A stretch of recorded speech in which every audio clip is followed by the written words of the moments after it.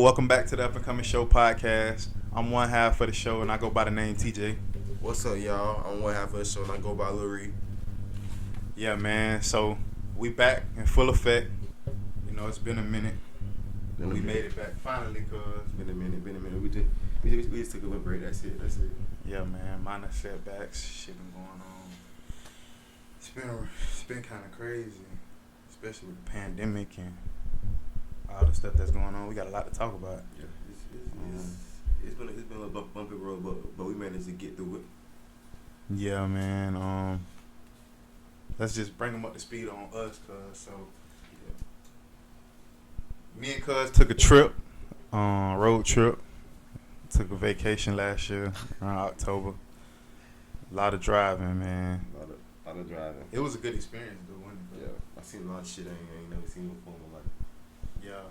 I seen Like Border Patrol, mountains, all kind of stuff, man. What you if you could tell somebody, if you could give them some advice, cuz on a trip, what would you say not to do, and what would you tell them to do? what not to do? Yeah, as far as going, if a person today was gonna be like, man, I'm gonna drive from Florida to California, what would you tell them not to do to make their trip better, and what would you tell them to do to make their trip better? I tell them, cause we seen a lot of police. They was everywhere. I tell you not. Be on your P's and Q's, man. Not speed. Definitely. And what else you said? I got a ticket. Yeah. That's a crazy story. I got a ticket. I don't know, cuz. I hate even talk about it, cuz. But he basically said that I was speeding behind him. He was in front of us. I was in the fast lane. I got behind him out the fast lane, passing the truck. Got behind him, and he said I was speeding. He clocked me going a certain speed behind him. I didn't know that was possible, but He's driving this way, and we coming up behind him. He said he clocked us, so I don't understand how you clock somebody and you driving and you coming up on them. I ain't never heard that before in my life. It's just a blessing though, cause he was trying to. It seemed like he was trying to set us up, cause He was trying to search the car, looking at bags, and I'm like, man, you tripping, man. He was trying to make sure our story added up. Yeah, he like, hey man, where you from, man? Y'all ain't got no marijuana in the car. They like, what? Like, come on, bro. Like, you tripping, bro. Like, he was trying to make sure our story added up and shit like that. Man, we ain't got none of that, man. We are law-abiding citizens. We just on a vacation, headed where we headed to, fam. You feel me? But what else been going on, cuz? It's we got a new president since we've been gone. Yeah. Some people looking at him kind of sideways right now because of the shit that's going on. They saying everything he said before he got in there, he took it back. Like he ain't stand on that. Yeah. How you feel about it? I mean, What has it been? Has it been the first 100 days yet? I think so. From January. What month we in? January, February. Yeah. It's probably been this 100 days. Yeah. he probably just made that mark like a couple weeks ago. Yeah. I mean, Me personally. Oh, go ahead, cuz. I mean, like it's so much stuff he was walking into from the previous president, so he can't. You feel me? He can't like get on what the people want him to do right away. He still got to fix stuff from last time from Trump. So you can't like. Yeah, he can't just focus on one problem at a time. He be sending his deal. I'm pretty sure thousands of information passes his desk a day. Yeah. So I mean, like, You gotta get him time, man. To be honest with you, cuz I always looked at it like, I mean, the age where I got to where I really understood kind of what was going on with the presidency thing was like around the first term of Obama, so like 2008ish. yeah,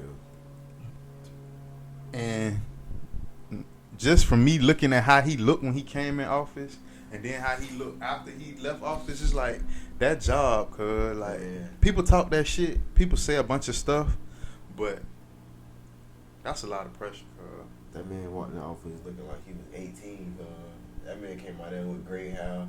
Looked like he was 47 and 47,000 years old. I mean, to be honest with you, I think he handled it well. Cause if I ever met him, I would want to ask him what the hell happened though. Like what can you shit like?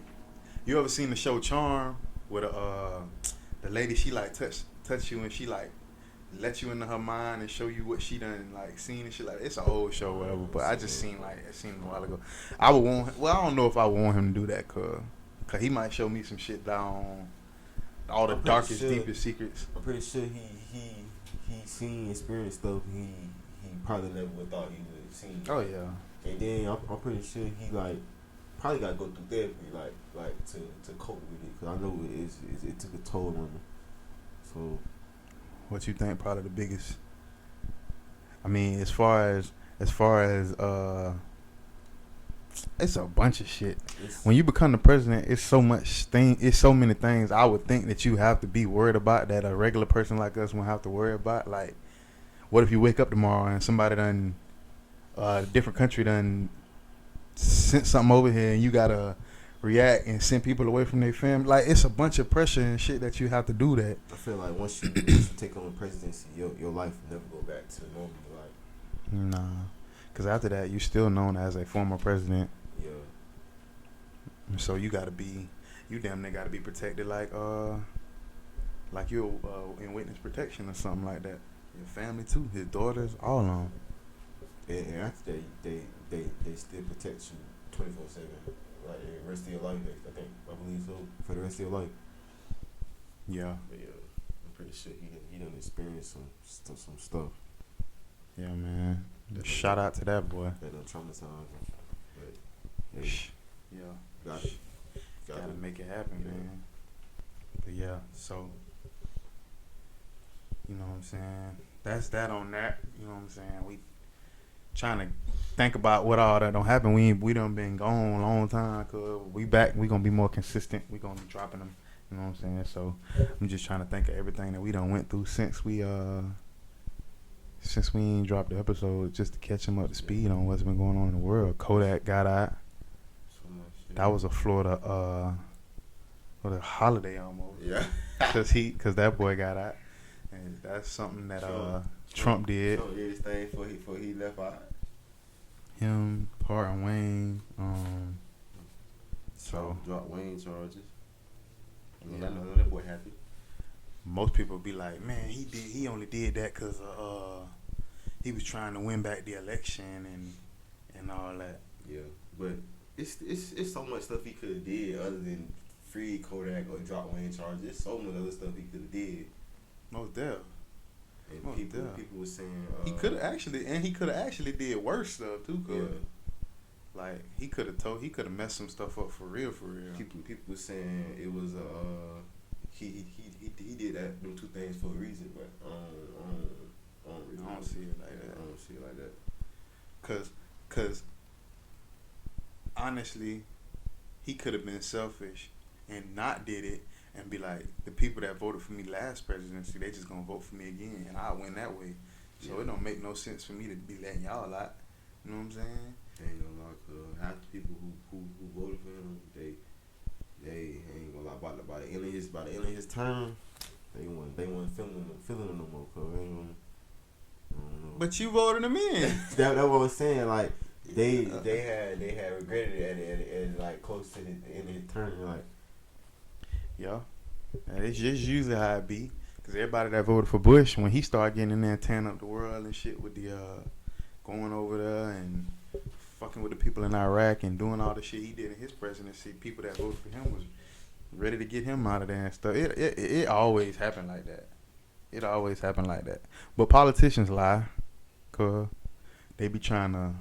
It's like you gonna make a person believe you the best version of yourself when you first trying to get in the seat. Once you get in the seat, you in the seat. You can operate how you want to operate. But them people, they put their best hand forward when they going through a campaign. That's how it's supposed to go. They tell you everything. They gonna do this. They gonna do that. They gonna, you know what I'm saying? They tell you a whole bunch of stuff. But once they finally get sworn in, that's shit out the window. I'm in here now.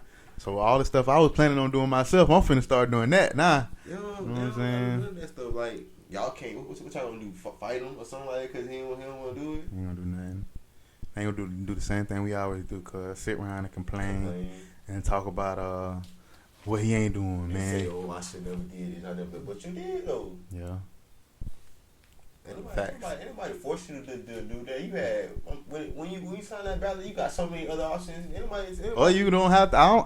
I'm pretty sure you don't have to pick a president. You can just not put nothing. You feel me? Like you just don't put nothing. You ain't gotta vote, but at the end of the day, if you don't vote, why you complaining? You ain't even like facts. You know what I'm saying? Yeah, that's true. Definitely true. So man, yeah. So we went to California.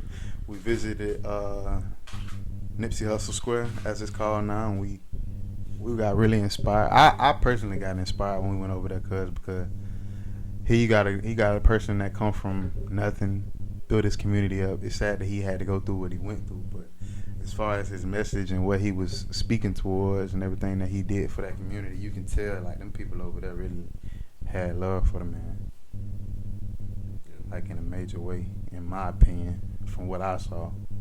From the murals, and I mean, you know, sometimes it's fake love and people trying to gain off of his name, but for the most part, I feel like in his community, he had more people that loved him than people that hated him. You know what I'm saying? Cause you can tell, like when we walking through, like they wouldn't be there like all day, like every day, like set up his shirt or something like that. Everything like really care. Cause you can tell they care. Like you can feel the love like once you get out there and walk. Yeah, and you get to witness, like they say, like it ain't about what, you know what I'm saying. It's like characters, like what people say about you when you're not in the room and when you're dead and gone. Like the work and stuff that the man put in, for him to still have relevance after 2 or 3 years after he done died, go to show you like you got to really put the work in out here. You know what I'm saying? To really get your just due. Most people be like, you ain't gonna get it till you pass, but it's like, I mean, what else is you doing it for? Like, I mean, as long as I get it, you know, sometimes you do stuff for not only you, just for your family. You know what I'm saying? I think his family like really was impacted by the shit he did. You know what I'm saying? Yeah, that's what we had been going on a couple months that we hadn't been. There's some more stuff too. We'll probably talk about it on the next episode. But now we finna get into the episode. I'm gonna let Cuz start talking about the remix. We got the remix every week. Cuz gonna come to y'all and talk to y'all about what's going on in music. You know what I'm saying? Whether it be an album dropping, whether it be new artists, new music that he done stumbled upon, things like that. So I'm gonna let him get into that. Plug this computer up because it's finna die. I'm gonna let you run it. Alright. So for the remix, man, it's a lot of new stuff coming out. Or none that already dropped. You know, people dropped a couple albums like Rod Wave dropped Soulfly, Moneybag Yo dropped Against the Pain. How you feel about that Soulfly? I ain't gonna cap. That Soulfly hard, man. Ain't gonna. You know, Rod Wave gonna do it. He gonna do it every time. He you know what I'm saying? Since we done discovered him, he ain't disappointed me. Personally, he ain't dropped nothing bad. You know what I'm saying? You can't really drop nothing bad when you talking about what you go through, like what you go through, like your pain, like that's coming from you. Like you ain't making that up, nothing like that. So I feel that's like, real. Yeah. Okay, it's a Rod Wave Drake mixtape. I see Drake he gonna do his thing regardless. Drake can drop one song a year and he gonna sell. Yeah, be number one. That's just how it is, man. That boy set up. He's set up like that, man. His deal, everything, how his music be structured, is just like his fan base. I feel like he got such a like he got a real fan base. Cause like them people he could drop a mixtape with 3 songs on it and it's gonna go platinum. Cause they be just like, they just love Drake. Like it's people, and I think the reason why Drake sell how he sell not only is the music, but I feel like Drake got a loyal woman fan base. Like women like Drake music a lot, and women.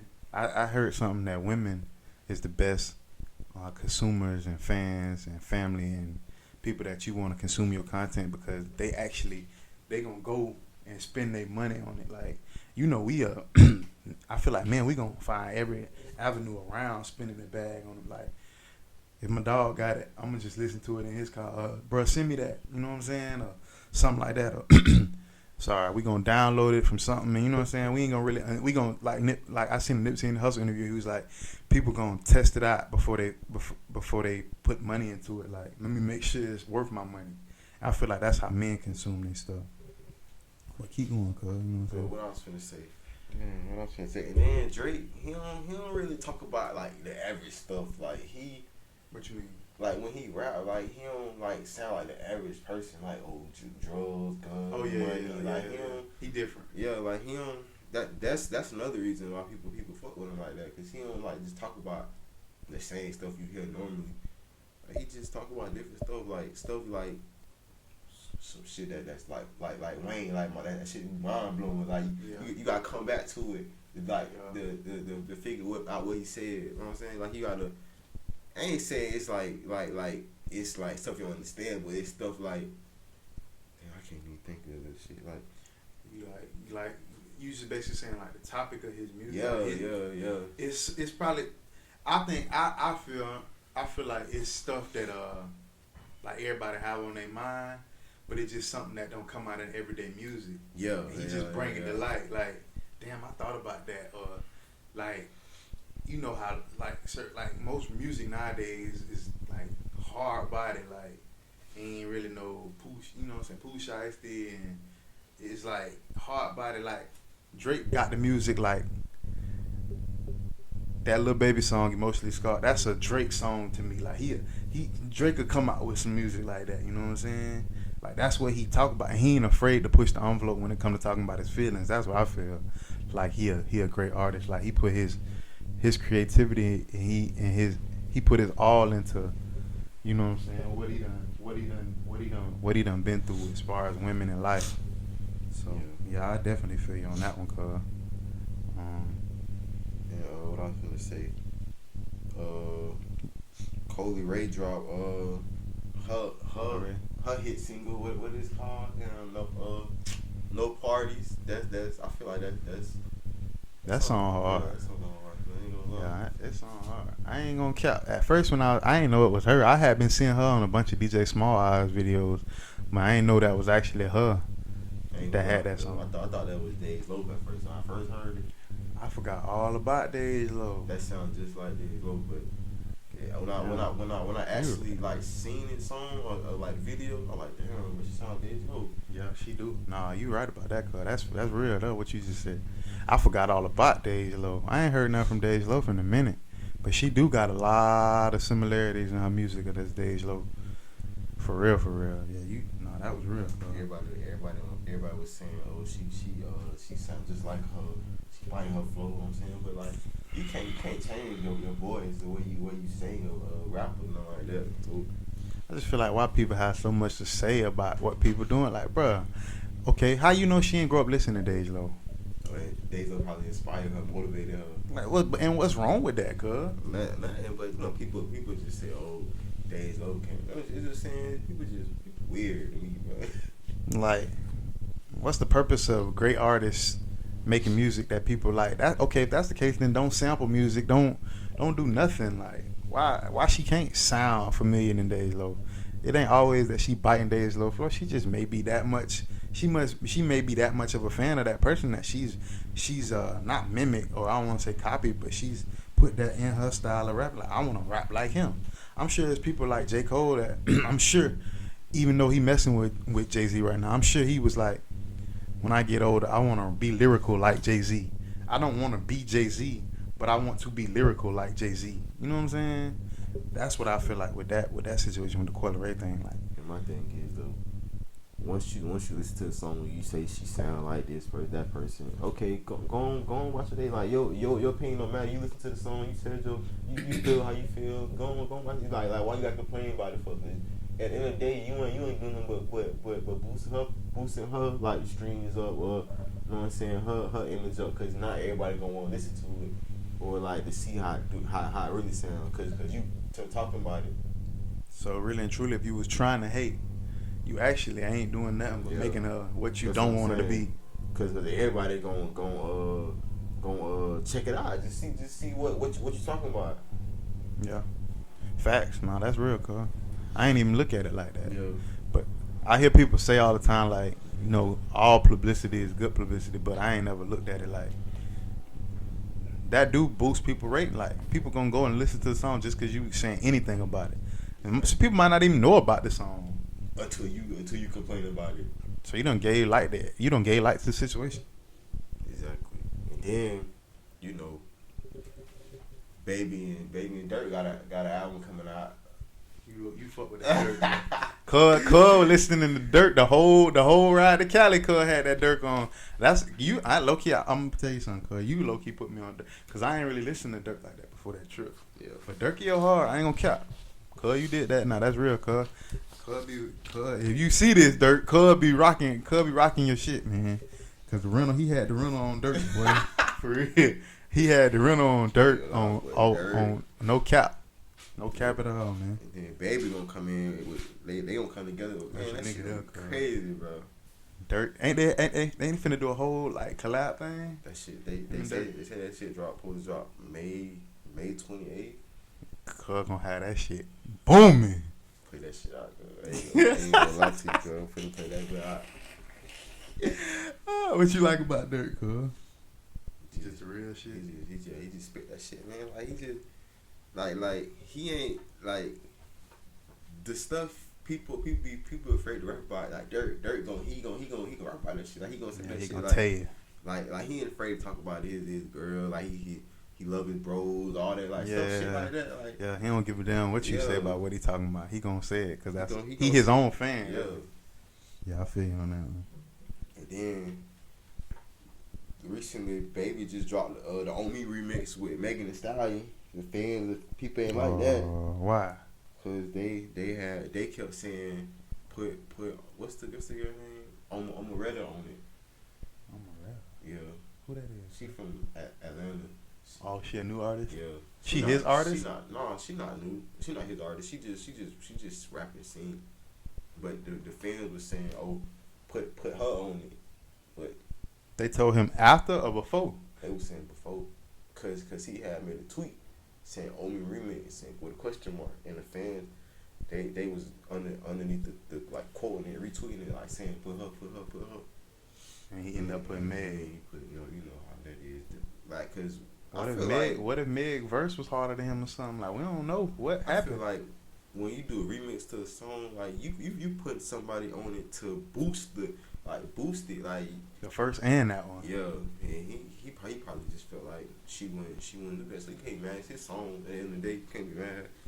And then what I was finna say, she said she responded. She was like, I can't be mad at him. Like I believe she said she can't be mad at him because at the end of the day, it's his song. Like you can't be mad. Like no, you definitely can't be mad because it is his song.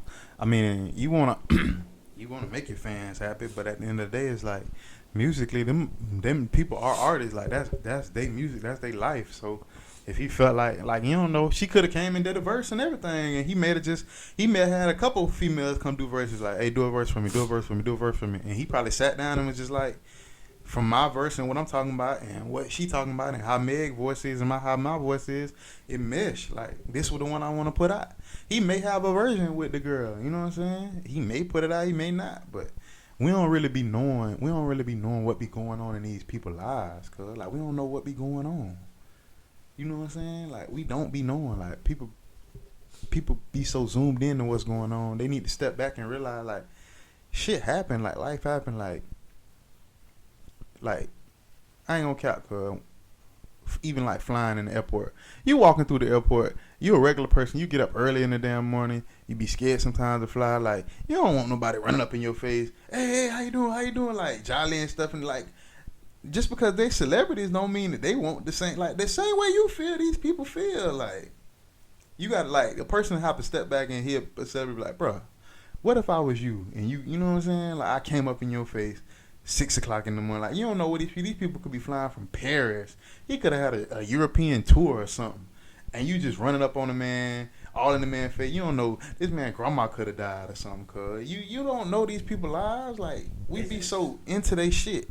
they just think 'cause they celebrities, like they okay with that. Like no, they people just like you. They just got a name. Like they just, you know what I'm saying? Yeah, it's like, that shit be weird. Yeah, you right, cuz that shit was weird. It's like we be so like wanting shit to go our way as society, like our generation especially, cuz we be so with social media that we want people to be how we want them to be so bad. Like I don't know, I could be tripping, but they want the rappers or singers to do this, do what they say. But like they're their own person. Like how would you feel if they told you do this? Because you ain't gonna like that. So they were their own person before they was famous too. Some of them like, unless like you like Michael Jackson, some people that like, but even he was a child too. But it's like, like them people had lives and shit too before they became people. Like they still people at the end of the day. They still wake up with problems just like you, even though they probably got more money, you, cars, clothes, houses. They still a person at the end of the day, just like you. They wake up with real problems just like you. They probably they situation probably just different from yours. Yeah. And the money ain't gonna stop the problem. It's just giving you a better way to handle the problem. Yeah. Because you can still get a flat tire. And you can be broke down on the side of the road together. But if I got money to just either call a tow truck and pick my car to take me to get a tire, or get a tire right then, you may not have the money to do that. You may have to wait till you get paid to get a tire. You know what I'm saying? You still gonna get your tire fixed. I just had the money to get mine fixed faster, but we still both got flat tires. You know what I'm saying? So I think money just make you handle the problems better. You get more problems when you get money too, because not only do you have your problems, you got everybody else's problems on your plate. That's what people don't understand too. Like, not a family problems become your problems. Yeah. What's up with the real as it get? Oh, that's I believe we're from out of Atlanta. With the what's his name? ESTG. ESTG. Bro got a song with Dirt too, I believe. I've been hearing a lot about him. Yeah. He hard though. He already know he hard. Where you say from? I believe he's from Atlanta. I believe. Atlanta. Okay. I gotta check into him. Don't quote me on that, but I believe he's from Atlanta though. I'm not sure. Yeah. That's real. They dropping the song or they already dropped it? They've been dropped it. Okay. Real as it gets. Yeah, I will check that out. I believe last month too. Last month, I believe so. It's been so much music dropping this year. We ain't even halfway in the year. It's been so much music dropping. Yeah, and there's been a lot of new artists too. They just popping out of nowhere with songs. You know what I'm saying? Yeah. Who you think got it this year? Last year. It's Baby. Oh man, Baby had 2020. Baby carried 2020. Ain't gonna lie. But Baby had the whole 2020 from scandals to music. but when Von died in November, Dirt took off. Gassing up. Yeah, he took off from like the November, December, from into all the way into 2021. He took off. Ain't gonna lie. How you felt when Von got shot? What you felt about the situation? Shit was just one of them things. Shit was crazy, man. That shit was. At first, that shit was just unbelievable. Like, damn. You weren't expecting that to happen. Yeah. I just knew he was gonna pull it through. I ain't like. I honestly ain't know like what the I didn't even know about the Quando Rondo. We ain't gonna speak too much about it, but I ain't really know them boys had like until I started digging into the situation. Like, oh, okay, well that's probably what it stemmed from. But yeah, that shit blew me when I had got up and seen it. I was like, damn. I had just started seeing Bro more, like, you know what I'm saying, doing live performances, interviews and stuff with on podcasts and things like that. So that was like I had started getting in the bruh story a little more, you know what I'm saying, and then that happened. You know what I'm saying? I'm like, damn, that's crazy. The whole situation, but there's so many different stories about it. There's so many different what he said, why they was arguing, why they was fighting. So many stories. Shit, you'll never know. Yeah, you don't really know the real reason why shit happened the way it happened.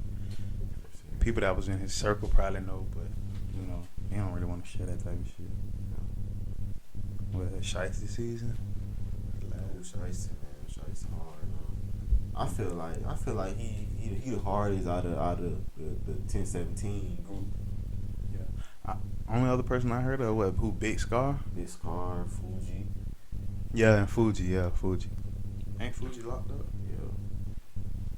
They say bro got, I think, 5 years. For real? Yeah. Damn. Yeah. That's fucked up. Especially at that peak, at his breaking point where he was finna snap. Bro was on the run, wasn't he? Yeah, he cut off with that shit. The ankle monitor, the ankle monitor. house monitor. He cut it off. He cut that shit off on the rail. That shit. How long he was running for, good? Damn. I seen that shit on Say, man. Damn. That's real shit. He just got sentenced, what, last week, 2 weeks ago? He just got sentenced. Damn. That's fucked up. Yeah. But free that boy, man. I don't know the situation, but that's fucked up for anybody that's just getting into a bag, changing their lives, their family lives, and then have to go sit for 5 years. I don't wish that shit on nobody, man. Fuck that. So that's gonna wrap it up on a remix. All right, yeah, that's what we gonna. Every week we gonna be doing that, cuz. That's it for the remix. All right. So yeah, I want to get into some shit, cuz I'm gonna call it the upper standing, being that we the up and coming family. And I feel like we at a position right now in our lives, me and you and people that are around us that's our age. Not all of them, but for the most part, I feel like at the point we at in our lives, we don't got to the point where we done understood a lot, like of the game of the people that come before us. Like, we understand what not to do, what to do in order to be successful at certain places in life. And then I feel like around like the ending of high school in our lives and stuff, we started being able to take what we understood from the game that we got from the people before us, and use it to like kind of manipulate the situation, not in a bad way, but to put a tweak on it to make it better than what they taught us. So it's like at that point we was overstanding, because it's like I understand what not to do so much to the point where now I can kind of take it and use it to my advantage to make the next person understand what I told them, understand what I was taught, and I use it to, you know what I'm saying? So it's like different. I feel like it's levels to understanding. But at the point where I'm at now and where you at now, even from how I see you speak to Lil Cuz and them, and how you, the game, like how I speak to my little brothers, I feel like we at a level of upper standing. Like we really, really, really understand. Like, not everything. We not perfect. We still young. You know what I'm saying? We learning. But I feel like we at a point now to where we get into a level of like on some real like professor shit when it comes to this life shit. It is like speaking to these jits, you know what I'm saying? These little bros and stuff like that. So and I don't want to speak too long, but I just gotta get it. Like, it's something I've been thinking about. Cause I had a conversation with a little cousin of mine recently. Recently we done had a couple deaths in the family. Uncle Tony, rest in peace, Uncle Tony. You know, George Sinclair. He was a legend, Carver Shores legend. Anybody that know Uncle Tony, he was a real respected. Everybody really loved him. Every time you went up to the store right up in front of 700, he would be out there. So me and him was speaking, and he was telling me, he was like, I was talking to him about what was going on in the city, and he was like, cuz, you know, it's like the family's so numb right now to what everything that done happened. It's like they really don't, like, they ain't really grieving, like they just moving. Like he's saying it like ain't nobody really like have a chance to step back and like cry or like grieve or like take all in what they done all been through, because there's been so much that done went on in this year. And after me and him got off the phone call, I was thinking like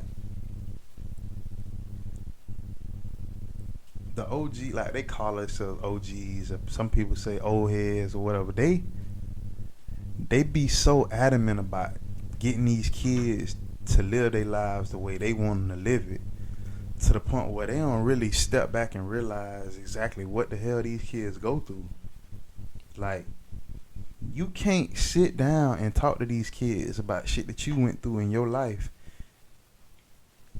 and it don't make sense to them, cuz. Like, just in the last year alone, cuz we living in a pandemic right now, to where a kid 15, 16 years old, they not going to school, they virtually school right now, they home. They could wake up tomorrow and their grandma, their granddaddy be gone from COVID. They look on the news, they see somebody their age getting manhandled out of car, shot by the police. And this not as much as it was. Well, not that. It's not as much. It's being shown more than it was back in the day, because back in the day, what we had, the Rodney King situation. Okay, but you got a Rodney King that's living, that was walking. You got somebody, these bodies, these people dying.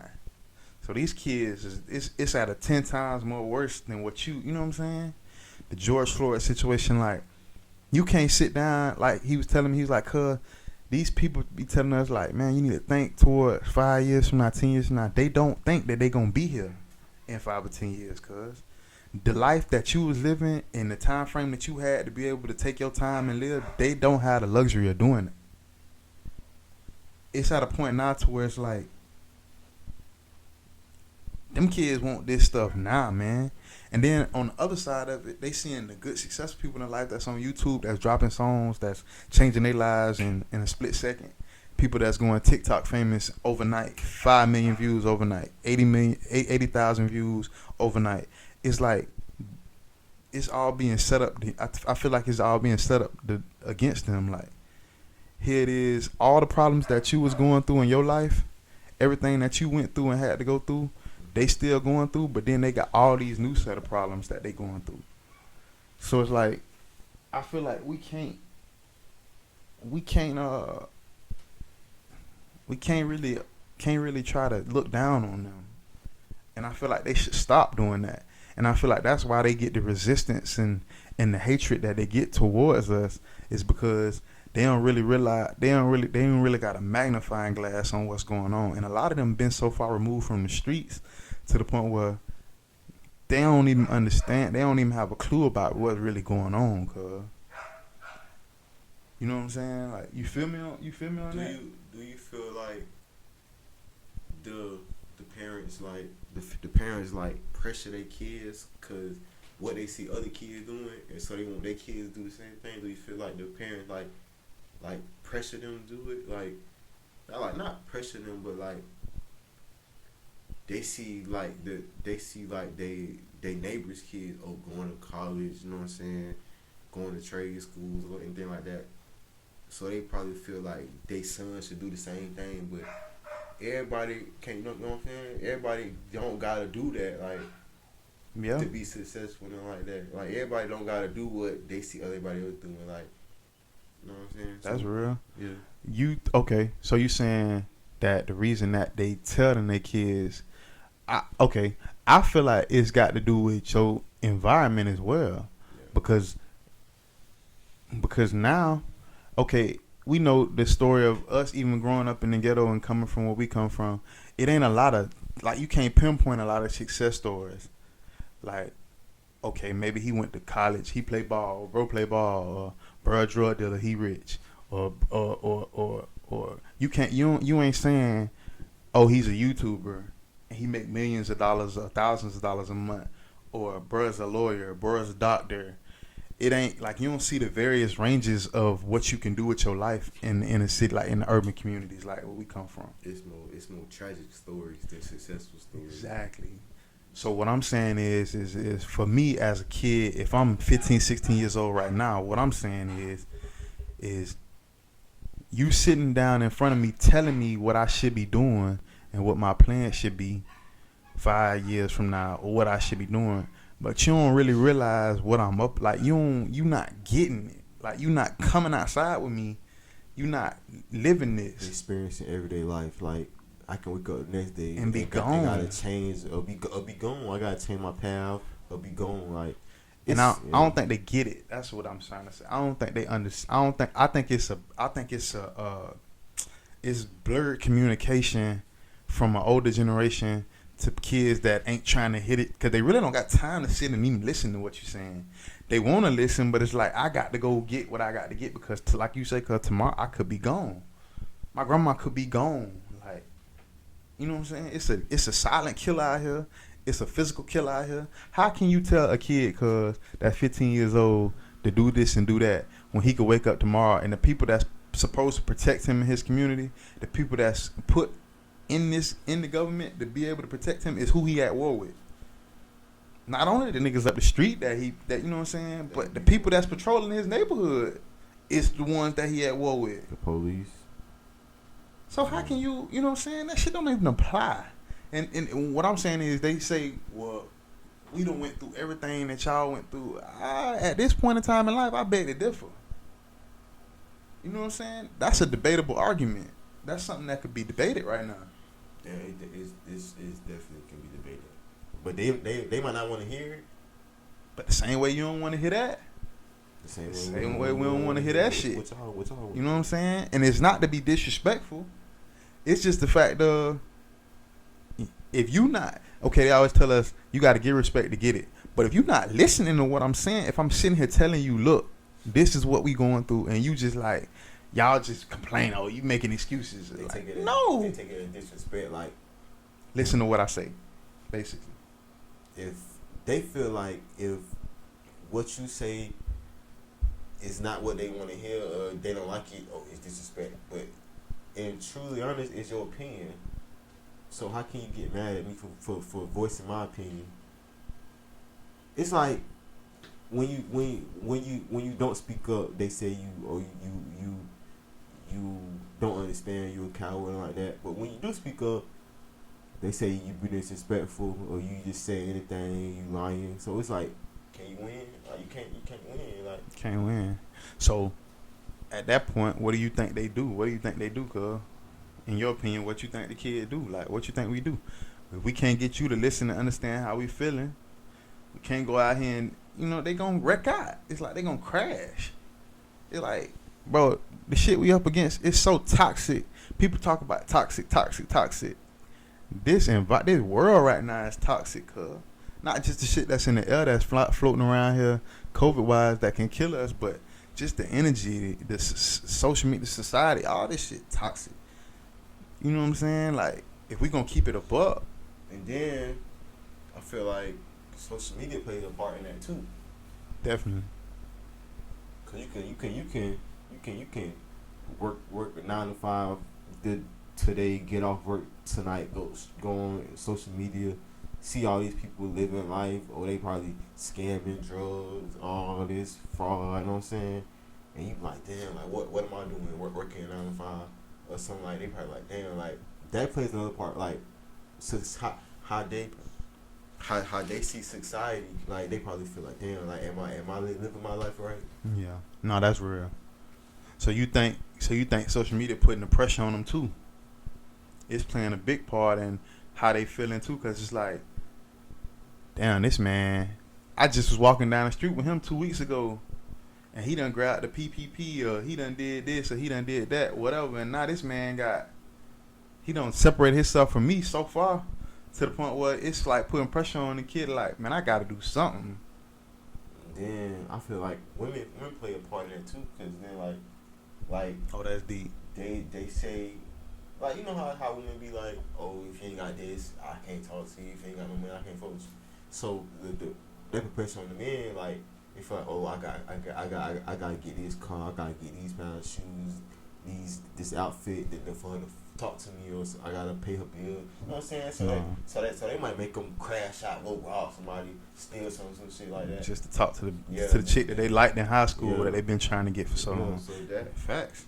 That make them crash out too, like. Facts.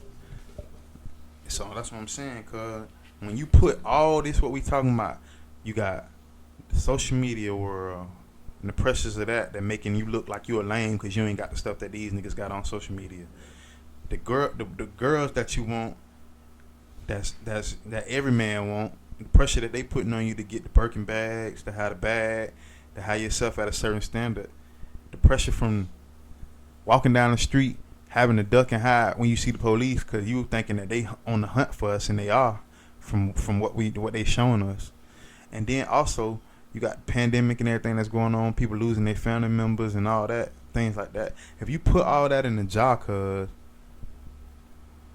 it's like, can you feel, like, you feel where we coming from? Like, you have to feel that. You know what I'm saying? Like, you can't turn a blind eye to that. Like, you have to feel that. I see it like this, like, okay, you got 9 to 5, ain't nothing wrong with that. Don't get me wrong, ain't nothing wrong with that. But like, you see people out here scamming, drug dealing like that. Like, your 9 to 5, that's guaranteed money. Like, yeah. But like, you see them like doing all the money, cars, clothes, and shit. Like, but that shit can be gone tomorrow. But your 9 to 5 gonna be the, you know what I'm saying? Like, I feel you. But that shit can be gone about it. Like, but that go back to what we saying, cuz you could tell him that his 9 to 5 could be gone, but in his mind, he thinking that he not gonna even be here. Yeah. So it's like I don't have the time to even work the 9 to 5. I gotta go get a bag today, bro. Quick. Because I don't. Yeah, that's what I'm saying. Like, I don't have the time. They feel like I don't have. It's so much. Like, think about all the pressure we talking about, cuz, and then we saying, because that's what we was taught, to get a 9 to 5. Don't hustle. Don't be in the streets like me. Don't do this. Go get your 9 to 5. Go to school. Exactly. But that's coming from a point of, you got time, little bro. Exactly. You got time. They don't.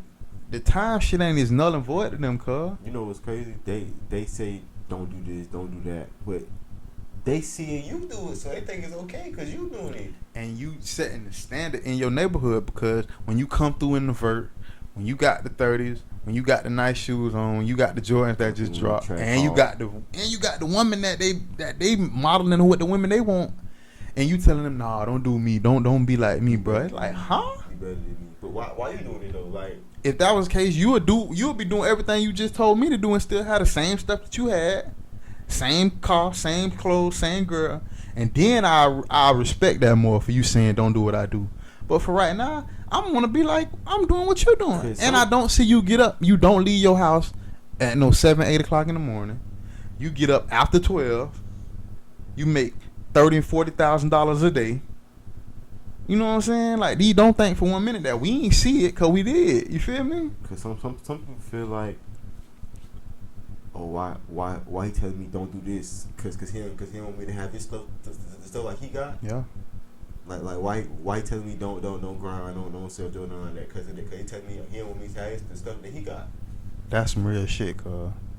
That's real, cuz. I ain't never thought about that point. Exactly. So you basically saying that you basically trying to keep me beneath you is what the like you don't want me to like surpass you, like, cause damn, like, yeah, like, you know what I'm saying, like, you know how people is, like, they want you doing better but not better than them.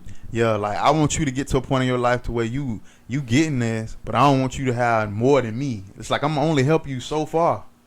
Once you start getting above me, it's like competition. Then, like, so then it's a problem. Beef start. They start. You know what I'm saying? Like, that shit is weird. Like, yeah. But we all know that the streets set up. The streets gonna take the streets back. My grandma always said that. Nothing beat the streets. Streets been here forever, cuz. Niggas go to jail for life. Niggas die. The streets gonna always be here. You can't beat the streets, bro. You know what I'm saying? Like Ghost said on Power, when he was like, I don't know no old drug dealers. You know what I'm saying? Like, shit just ain't set up like that. You know what I mean? No successful drug dealer. Like, nah. No successful fraud scamming. Like, you know, that's a movie. That shit. That's a movie. Now, they could be successful for a period of time. If you just trying to live life for 10 years, the best that you can live it. If you trying to shine for 2 or 3 years, you know what I'm saying? Yeah. But, and you go ahead. But, you know what I'm saying? Like, it don't last long. Like, the shine, it don't like, that shit, that don't last long. Like, I ain't trying no hate nothing, but we all know that shit don't last long. Yeah. And it ain't no hate. I don't want the gang to think that we hating him. It ain't no hate. It's just the fact that I'm trying to get I want the OGs to understand what our generation at, like what's going on. Like, I'm trying to bring them up to speed of why, cause they be like, y'all young niggas don't listen, like y'all young. I'm trying to explain to them what's going on in the mind of the youth, like people that our age, from our perspective, cause it's a lot of interviewers, there's a lot of podcasts out here, but them people ain't growing with the society like we is, cause like we actually living in real time with the generation, and we got a podcast. You know what I'm saying? Like, this certain stuff that's going on every day that we seeing.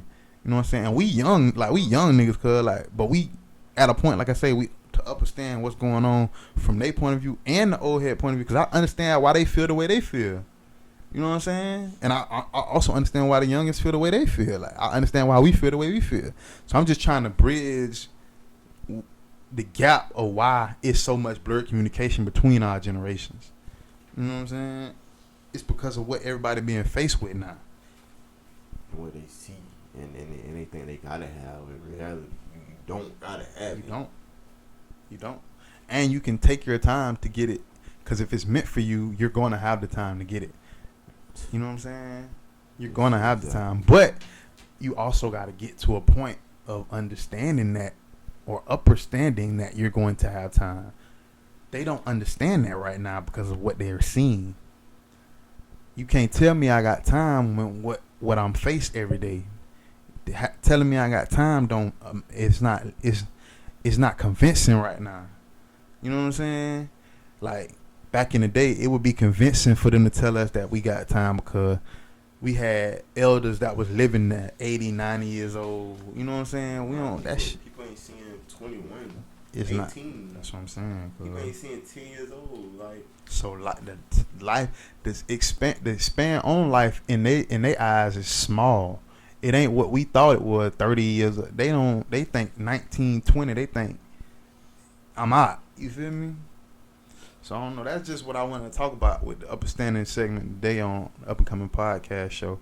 Or the Up and Coming Show podcast. I just want to touch on that because I see it all the time. Like, I hear it. I hear the conversation, and from the conversation that me and him had, I just wanted to elaborate on that because that's a big problem right now. You see people with 21 cars, all that clothes, and you got a 2007 car, old clothes. Don't go broke trying to keep up with them or do something crazy to get it. Take your time. Your time gonna come, and when it do come, be humble. Like, you know what I'm saying? Like, don't try to brag. Your time gonna come. Definitely. Yeah. You definitely gonna have time. Don't be influenced by what you seeing and what's going on. Don't get so caught up in the smoke and mirrors and the pressure of the world and making you think that you gonna be gone tomorrow. You know what I'm saying? Because chances are you're not. But I know how you feeling. You feel me? That's what I want to let them know. I know how you feeling, bro. You dig what I'm saying? Like, I see it. I go through it too. But we just got to come to a medium of, like, shit. Exactly. If it's going to be for me, I'm going to be here to get it. And I'm going to take my time and do it the right way. I'd rather do it the right way and take my time and get it and it last and do it the wrong way. And I either be gone or it be gone tomorrow. Because you could be gone tomorrow and all your shit could be gone tomorrow. Because we done seen time and time again where people they done put so much work in the streets. They get all these cars, they get these big houses, they get all this money, and then they end up going to prison. They get a Fed case. The Fed seize all their assets. They take all their money out the bank. Everything that they ever had, it be gone. They get out of prison, and then they be walking around here with us because it's like they have to start over every time. That's the life you could live. Or you could do it the right way and do it like some of these people do it and get it the right way, and then it lasts long. It may take some time, but it's yours. It lasts long. So the choice is up to us, really. It's just how we want to live our lives. You know what I'm saying? So don't let society, social media, put an image in your head that people better than you or nothing like that. Everybody wake up with problems. Everybody go through stuff, but just because they make it look good, don't mean they don't go through it. Telling you facts. That's real. Cause ain't nobody gonna broadcast they failures or they you know what I'm saying, like stuff like that. They gonna post the good stuff like that.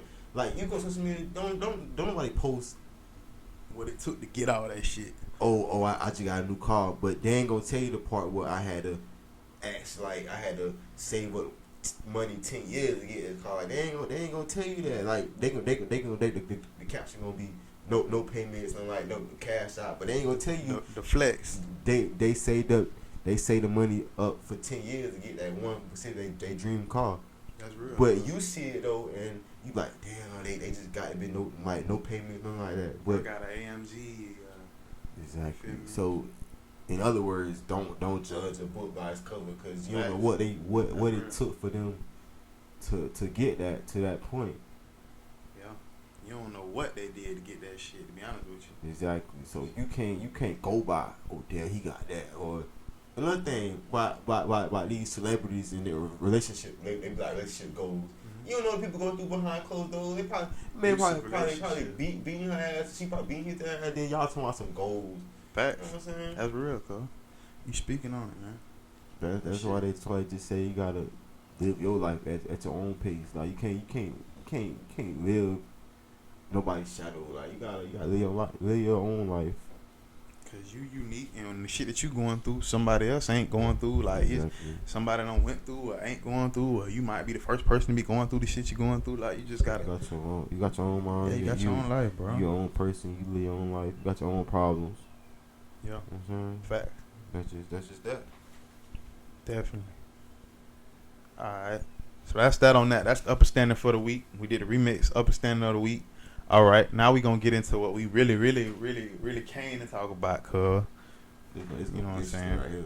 It's gonna be interesting. So, me and Cuz was talking about a week or so ago, and we were talking about a topic that we wanted to talk about on the show, and we came up with a era battle, if you will, like a battle of the eras of people feeling like they you know how certain people would be like, boy, I was born in the wrong time, or you have certain people like, boy, these was the days back when I was here and stuff like that. In my opinion, cuz our era is the best era. Facts. I feel like that's real. I feel like it is, but we can't. I feel like it is, in my opinion, but we can't really speak on like they eras, like nah, because we weren't witnessing. But that's real too. I think our shit lit though. Yeah, well, we gonna get into it. We gonna start. This how we gonna do it. So this how we gonna structure it. And you can tell me if I'm wrong, cause what we came up with. So we got the 70s. We started in the 70s. We got the 80s, the 90s, the early 2000s, and then the 2010s. And we gonna grade each era after we get through explaining to y'all what was going on in this era and giving y'all just a synopsis of what we found out was going on back then, from fashion, you know, sports, music, movies. Yes. Just kind of like trying to build the lifestyle of how it was to live back in the times, our times, and then the times that we live through now. And then at the end of it, we're gonna rate each. We're gonna put them in order, cause so from 1 to 5. So 5 being what, the highest, 5 being the lowest. So the 5 is the lowest grade, and the 1 is the top. Yeah, the best generation. Okay. The best time. Right, facts. So, that's what we finna do right now.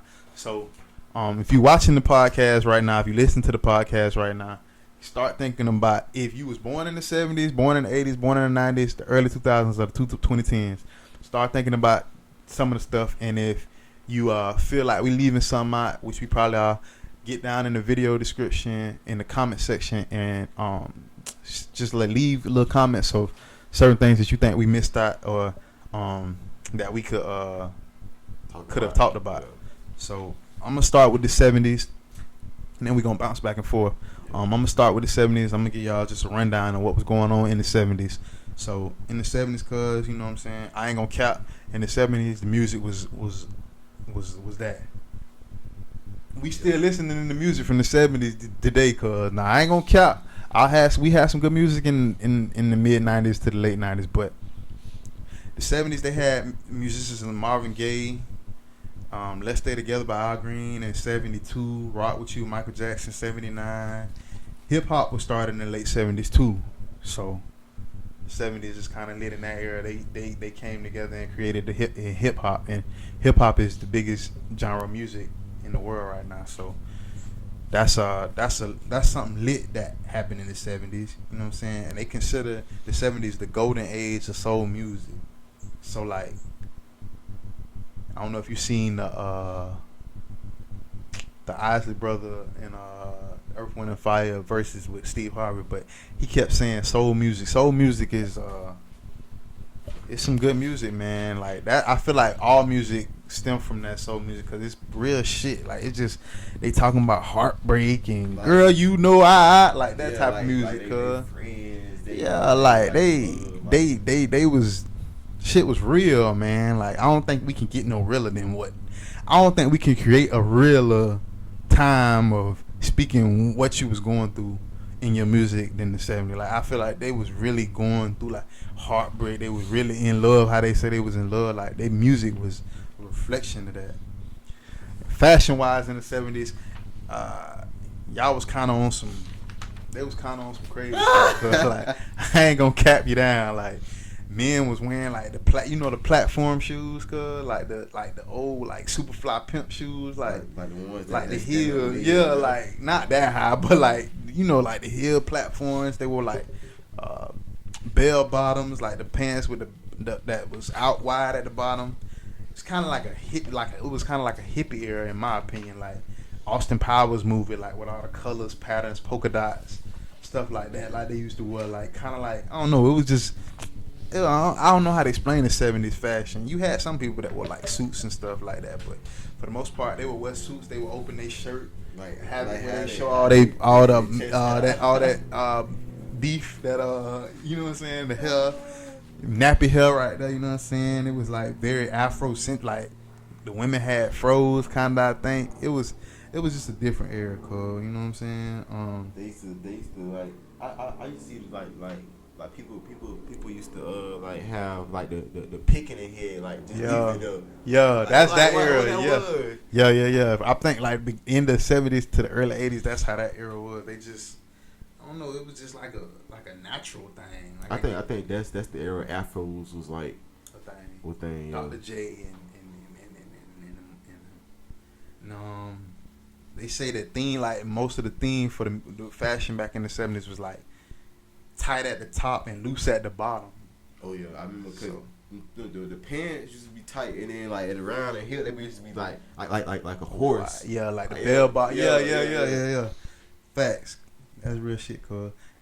Fun fact about the '70s. In '76, they said the first Ebola outbreak hit the world, and so around 45 years later, we got a new virus called the Rona. So in the '70s, they did have a virus called the Ebola. We got through that shit, so hopefully we get a little bit. I mean, the vaccine shit, I don't know, but that happened in the '70s. Sports wise, in the '70s, they had Kareem Abdul-Jabbar. He won 6 titles, 5 with the Lakers. Dr. J, Julius Erving won 3 NBA championships, 4 MVP awards, 3 scoring titles. You had in boxing Muhammad Ali, you know what I'm saying, which probably I think was the biggest name. The greatest at that time. He won the heavyweight title twice in the '70s, and then Thriller in Manila, like what we was watching last night, when we was at Flippers. That Ali and Joe Frazier, he fought him 3 times. And won all 3. He didn't. He fought him in '71, '74, and '75, and I don't know. I think he lost 1 and won 2, or I think he lost 1 and won 2. I think he lost the first one to Joe Frazier, and then he beat him again at the second time. And then what you didn't know, cuz, is that nigga OJ. That's when he did that. All that. I don't think he did that in the '70s, but that's when he got his name. Like in the '70s, he was that nigga in the NFL. He in '73, he held the rushing record for yards in the NFL with 2,003 yards in the season. Football too? He was a football player. I thought he played golf. Hell no, cuz. Hell no, cuz. OJ Simpson was a running back, cuz. I thought he played golf. He big as hell. You don't be seeing how he look on TV. He big, but like you know how TV is like. Nah, that nigga played football, cuz. He played. I think he played for the Browns. I want to say. I think. But yeah, that's what I got on the '70s. So it really wasn't a crazy time to me, cause I mean, I feel like back then they used what they had, like they ain't, you know what I'm saying? They ain't really had too much going on. I feel like the world was just at a peak, like at peace. You know what I'm saying? They ain't really, it wasn't too much of people trying to get into too much, and I think they weren't exposed to a lot in life. It was just taking their time, moseying along, listening to good music, A-track or the chord record player, drinking and holding the wall clubs and stuff like that. That's how I look at the 70s. I just look at it like it was a simpler time, peaceful time, in my opinion. What you think about it, cuz? I mean, like they gonna tell you the good, but they ain't gonna tell you the bad. I feel like it was Speaking to Mike, from what they tell me, like it was a more calm area. Yeah, like that's a good word for it. Like Calm. It wasn't too much really going on with the normal stuff. Yeah. So And the shit that we do today would be very outlandish to them. Like they would be like, that shit would be almost like a serial killer, like you did what? Like they probably wouldn't understand. You know what I'm saying? Not that they should have, because that was the times. But I'm gonna let you go ahead with the '80s, cuz. All right, so we gonna kick it off with the in the '80s. I feel like that the '80s like kind of like sped it up a little bit. Like we had Whitney Houston. She dropped a song that I feel like was more popular during that time. It was number 10. It's called "I Wanna Dance with Somebody," and I feel like that song was played in a lot of movies too. Yeah, she made some money off that song. Yeah. Was that like her outbreak song? Was that a song that she like that brought her out? Or no, she probably was making music before him, but that was a big hit of hers. Like I seen it was number 10 on the charts. It was that song in her name. I seen it was the first like the top 10. Damn. G shit. Shout out to Whitney Houston, man. Rest in peace. And then you know I can't forget. You can't mention 1980s and forget Michael Jackson. King. He had a couple songs on the top 10. He had Billie Jean, number 6, top 10. Number 6 on the yeah. He had Thriller, that was number 9. Okay. And he had The Way You Make Me Feel, number 13. He had a lot of hits. Mike was doing what Baby doing now in the '80s, cuz. A number one on every year. Yeah, he had a hit every year in the '80s. Then it was so many, cause I couldn't. Nah, you good, cuz that's just he had them some big records. Thriller, Billie Jean, The Way You Make Me Feel. Like I'm sure it's it ain't a person out there that don't know what the hell them songs is. Exactly. And then we gonna get like in the rap. We had we had Rick James. I ain't really know him, but I like heard his songs. Super Freak. Yeah, Super Freak. That's the only song I know. Rick James, the one who slapped Charlie Murphy. You ever seen that the skit on Dave Chappelle where he talk about how Rick James slapped him? Man, that shit that's so funny. Cause if you know what I'm talking about, say you know what I'm talking about in the comment section. But I gotta show you that shit. Cause the story he tell about Rick James slapping him, like doing all kind of crazy stuff. And it's a real story. Like it really happened. When he got in fight with him? Like he slapped him. Like Rick James would always mess with him. Like had mud on his shoe, and like Eddie Murphy had a white couch. He like came to Eddie Murphy's house and like stumped his foot all in the couch. Like Rick James was on some crazy shit, and he was on drugs too, cuz. So that's why he was gooped out like that, going crazy and stuff like that. Yeah, he crazy, but I ain't mean to get y'all off track, cuz. No, you good. I ain't know that. I'm pretty sure somebody else ain't know that too. Yeah, but it's a Dave Chappelle skit, man. I'm telling you, that shit funny as hell. So go watch it if you ain't never seen it before. Then you got NWA. Fact. I don't know what NWA stands for. Niggas with attitude. Niggas with attitude was. I'm pretty sure y'all know. Ice Cube. Who else? Eazy-E, Ice Cube, the DOC, and Yella, MC Ren, and Dr. Dre, of course. They had a couple songs. I'm pretty sure y'all know Straight Outta Compton. That was number 1 in the 80s for the rap song. That was number one. Then they had Fuck the Police. That was number two. And not to cut you off, but them two songs and what they were going through in the 80s is the exact same shit that we going through now. So that's a similarity that what we was talking about earlier as far as just the same shit going on, but it's just at a different magnitude right now. But you can see from music that shit ain't changed. You know what I'm saying? Then you had LL Cool J. I feel like that did I Need Love was the one I ain't gonna cap. I feel like that was his hit song right there. That nigga was hard body in the 80s. That nigga was. I would have loved to live his life in the 80s because LL Cool J was that nigga in the 80s. Yeah, I feel like every story I hear, like it's always about him and a female, like in his rap, like he was the man. That nigga was that man. Yeah. And then we gonna get in fashion.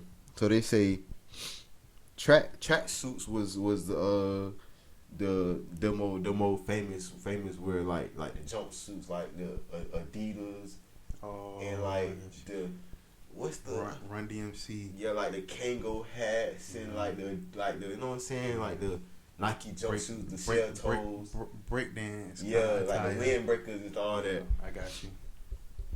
Yeah, that's facts. Definitely, that's what they wore in the 80s. Definitely. Big rope chains. Yeah. Golds, the ring on every finger. Big ass ring. Big ass chains and shit like that.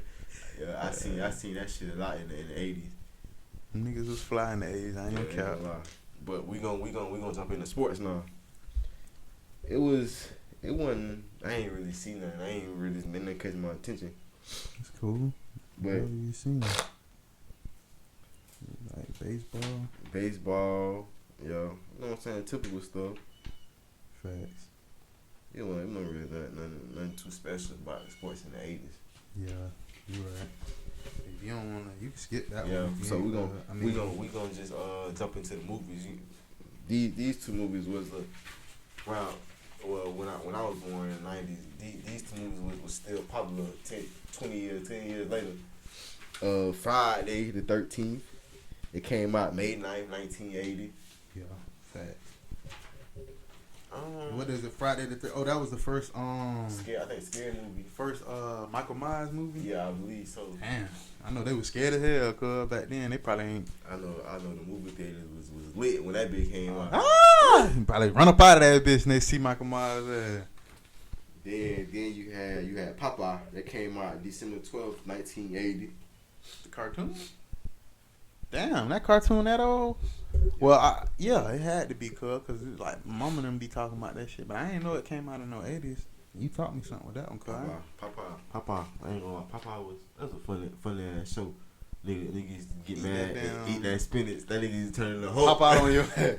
How these niggas be with the Molly and shit out here, cuz they feel like they, man, y'all stay off that shit, man. That shit ain't spinach like Popeye. Y'all be going out here losing y'all mind, killing people, bro. Trying to eat a nigga face off. What was that? What was the drug that they, not to get off topic, but what was that shit that was out, Flocka. That made the man eat the man face in Miami. That shit crazy. That shit was scary. That shit. Everybody in Florida was on tilt with that shit. Like niggas, like boy, that shit was crazy, boy. I think it happened in Miami. Yeah, it was in Miami around that area. The nigga ate his face off. Somebody had recorded that shit. Like maybe like a animal, or a zombie or some shit. I ain't never seen no shit like that in my life. That's yeah, but that's gonna conclude the 80s. It was pretty lit to me. Yeah, fact. I don't know why my So I got the 90s, but let me see that that page right there, cause it printed off. I don't know. We might have printed it off. You know what I'm saying? I might have printed it wrong.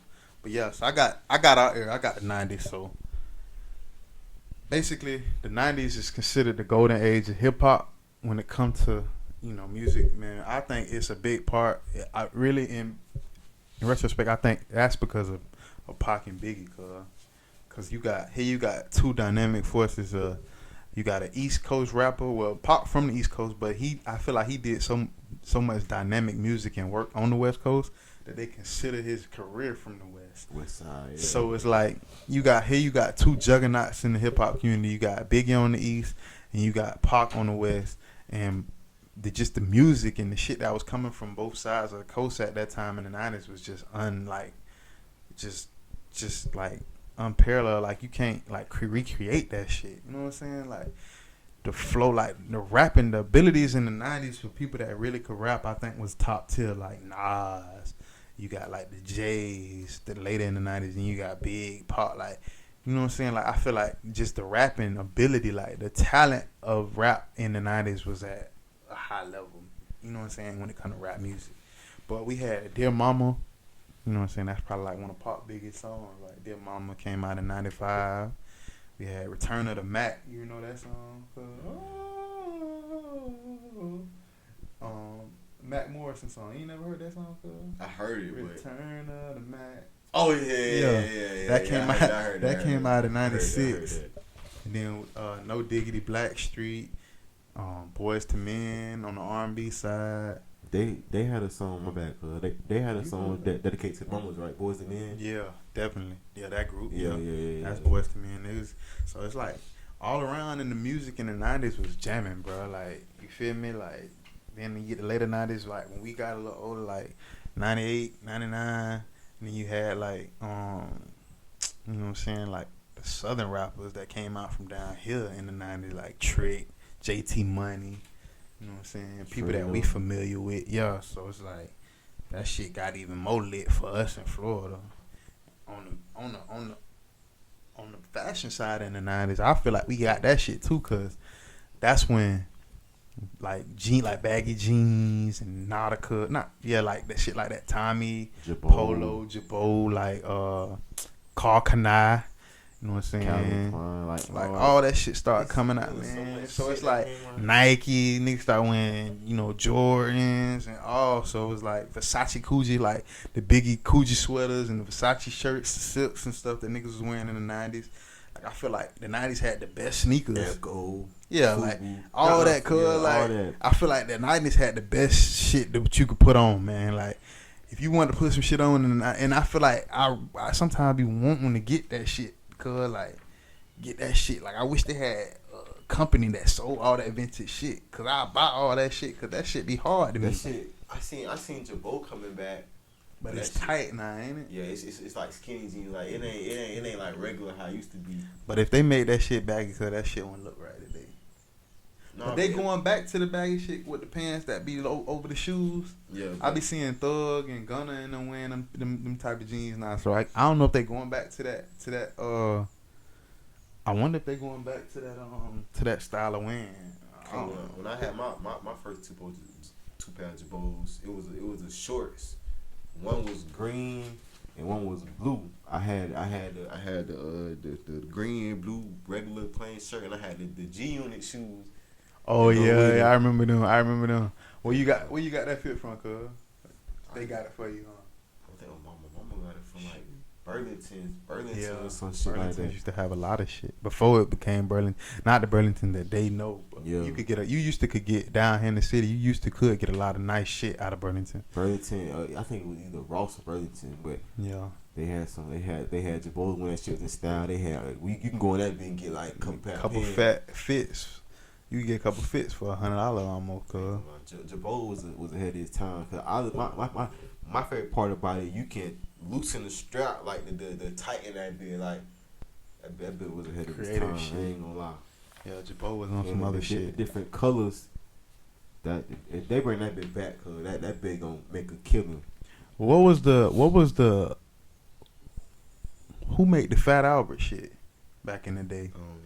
My uncle had a Fat Albert shirt with all the characters on it. It was a company. I forgot who the fuck made the shit, but I gotta ask him if he see this, he can comment on it. But that shit used to be hard to me. A lot of Echo shit. Mark Echo. Yeah, I used to have a lot of Echo shit too. Echo was hard. I remember in the early 2000s, I think my daddy had bought me a bunch of that P Miller shit. Like when Master P came out with that shit, I had a bunch of that.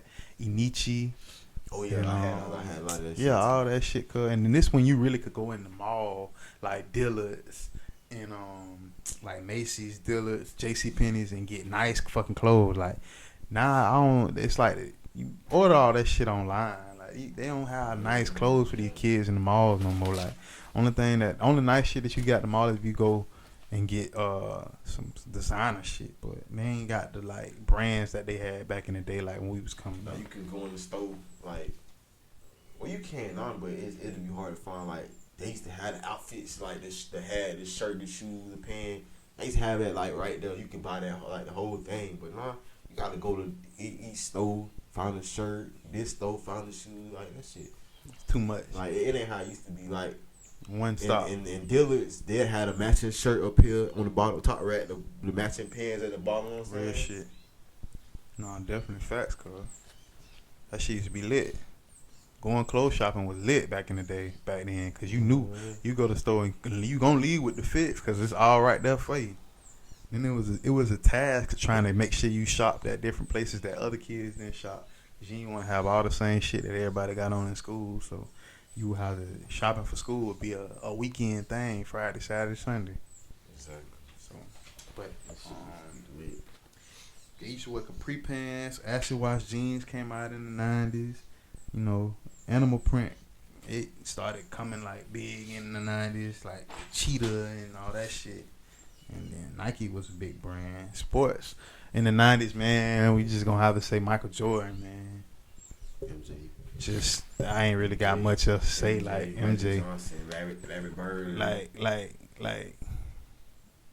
AI. Like, you that shit crazy, cuz. Like, I'm gonna tell you, AI is one of my favorite basketball players. Not because of just AI talent, but I just like AI for what he stood for as far as fast. Like, I like how AI dressed. Like, on the court, it ain't a nigga that I can think of right now or that dressed better than AI playing basketball. Like, AI just looked like he could play basketball. Like, he the one who brought out the headband shit, the braids, tattoos. Like, AI, like AI transcended that shit. Like, that's if AI passed tomorrow, knock on wood, I hope don't that happen. But if he passed tomorrow, I hope that the kids like can understand who started that dressing shit in the NBA, because AI was the one who like the bag, like long shorts and shit. All that shit came from AI. Like, AI really was the one who like took that shit and made it his own when it came to dressing in the league. He'll have his jersey, then like a regular shirt under it. Yeah. Yeah. Shit AI did. You know what I'm saying? So yeah, but as far as movies in the 90s, I feel like also the best movies and the best cartoons came out in the 90s. I just had an argument with my little brother about this the other day, cause I told him the cartoons in the 90s was different, cause like, you ain't like, okay, for movie wise, I got Love Jones for people like the chick, you know what I'm saying? That's one of the best chick like love movies, you know what I'm saying? Love Jones. Space Jam came out in 96. With MJ and all that. Yeah. The Little Rascals came out in 94. You know what I'm saying? DMX made Belly in 98.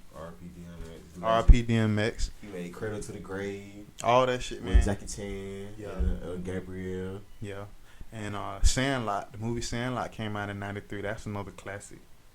But cartoon wise, we got the Rugrats in 91, cuz. Favorite right there. I ain't gonna lie. Rugrats. I had the Rugrat. I had every Rugrat. They used to come in orange. The color Orange orange. tapes, Yeah, orange tape. Everybody had the orange tapes. Hey Arnold, 96. Oh, that shit's my favorite. Dexter's Laboratory came out in 96. Rocket Power came out in 99. And Ed and Eddie came out in 99. That shit weird. I'm talking about come on from school after that. Disney Channel. So when you got home, cuz, what's your first thing you gonna do? You gonna get something to drink? No, I don't know what the fuck I'm just something. I believe I'd go straight to the kitchen. That's what I thought. Straight to the kitchen. You gotta get some juice or something. You know, walk so home. The snack drawer or something like that. Raid the refrigerator. Then you gonna sit down, turn on the TV, and you got all them damn cartoons to watch. So it's either we typing in 34, 35, 34, and you gonna watch that bitch till you fall asleep. 35 with Disney Channel. It was I think that was with for Bright House. Yeah. Disney Channel with 35. Dish and all that shit ain't can't come to later. Tom Warner and all that was down here. Then you watch all that. Don't let a movie be about to premiere that night. Nigga gonna rush and do his homework. Make sure he get out of the way. So come 7, 8 o'clock, you gonna be sitting glued to the TV when the new Disney Channel movie until dinner time comes. Before you gotta get in the bed, take a shower, and all that shit. Child, I think I like about us in the 90s cause that even though we was advanced, we had times to be kids. Like we enjoyed TV. Like all that crazy shit wasn't in TV like it is now, and it wasn't all that reality shit on it. Reality shows they alright, but they fuck TV up in my opinion. Cause I remember when MTV and VH1 actually showed music video. All the music videos that's on YouTube and stuff right now, cuz actually came on TV.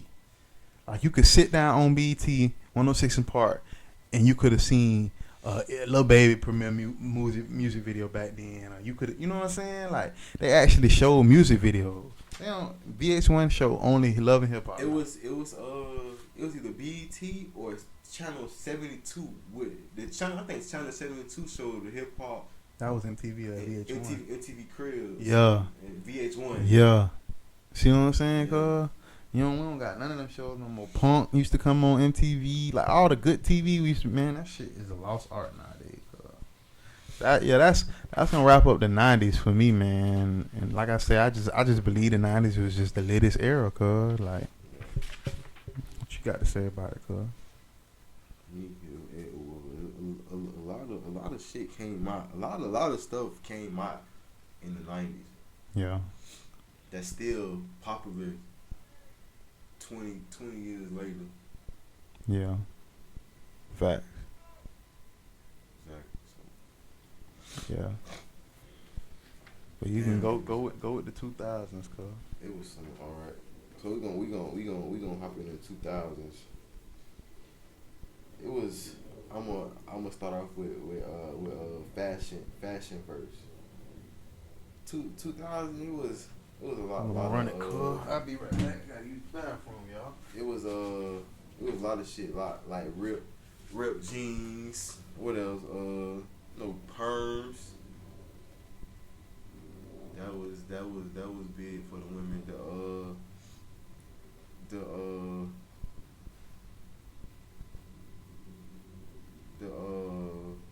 What else? Big feathers, you know what I'm saying? Spandex. Everybody was wearing that. The men.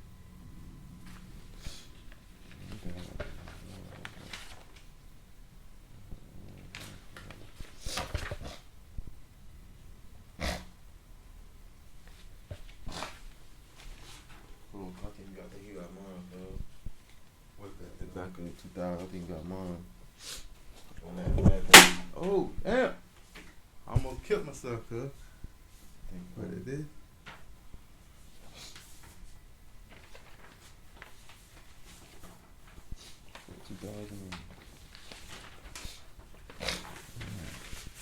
What is it?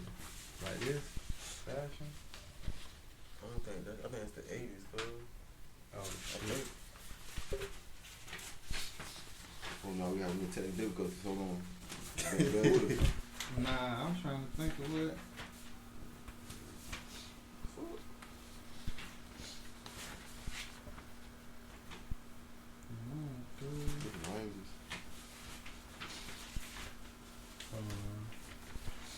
Got on your phone, don't you? Yeah. Just read it from the phone. Don't worry about it, y'all. We gonna get y'all right. Hold on one second.